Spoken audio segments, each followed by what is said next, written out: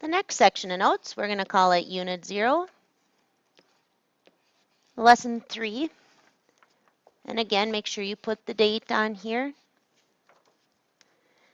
And our essential question today, or what we're going to do, is the last of 3 sections just on reviewing the properties of exponents. And because it is the last section, you will be taking a very small test after this one. It's going to have maybe 10 to 15 questions on it. So I'm going to stop and do a tiny little review before I even put down what the objective to this one is.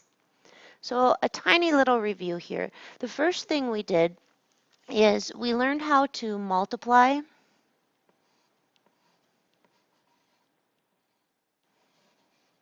when we have exponents.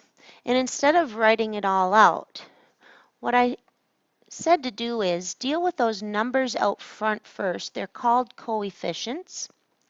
And then deal with the variables. That way you can see that this is 3 times 2, which is 6, and then use the property that says when we multiply and we have the same base, we add exponents. So I'd call that 6x to the 12th. The reason I like you to write these out front is so that you don't think you add them now. You add the exponents, but the numbers out front, you still multiply.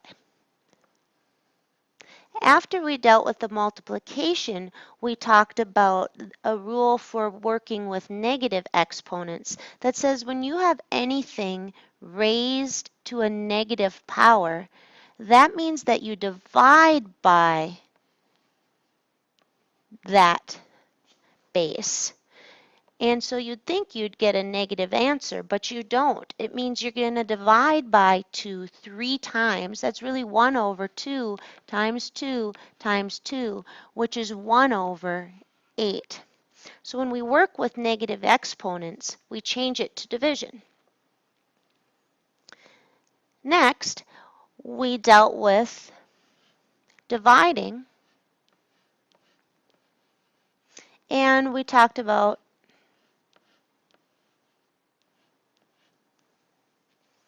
how when you're doing division, again, these numbers out front, these coefficients, you do exactly what you've always done. 5 over 10 is a half, and you reduce that fraction out front. With division, we have cancellation that happens. These two x's are going to wipe out or cancel out 2 on the top. So what will happen is I'll have x's left on the top, and I will have 6 of them. The actual property says that when you divide, you subtract the exponents. So those are the 3 things you should be very comfortable doing right now. And I'm actually going to, when you're done with these notes, the next thing we're going to do is I'm going to give you kind of a little, just ask you to do these 3 things for me. If you can, I'll have you test on this stuff. If not, I'll probably have you go back and do some more on those worksheets. But we don't test until all the homework has been checked by me, and I have okayed you to take that test. So that will be coming after this last lesson. So the last thing we're going to do with our exponents is we're going to do what's called a power of a product. Now that seems kind of weird. So our essential question is basically, how do I simplify a power of a product? I should actually write that in a question format. So here, I'll be a good girl. So our question is, how do I simplify a product? Now, product means multiplication. So let me go put an example down here. Suppose it's 2x to the third. That's called a product because I'm multiplying 2 times x to the third. And I'm going to have a product to a power. So I'm going to take that and raise it to a power. And I'm just going to raise it to the second. So before I give you what the property says, what I want you to do is write out what you would have. You'd have x cubed times 2, or 2x cubed once, and then this indicates that I'd actually have another one written out. And if I were to do this without any kind of a property, if I were to use what I already know from the previous lessons, I would take the 2 times 2 and bring it out front. And then I would list the x cubed times the x cubed and put it off the back. And you'll notice that what I get is actually 2 to the second, or 4, and then I get x to the third times x to the third, which we know we add those exponents.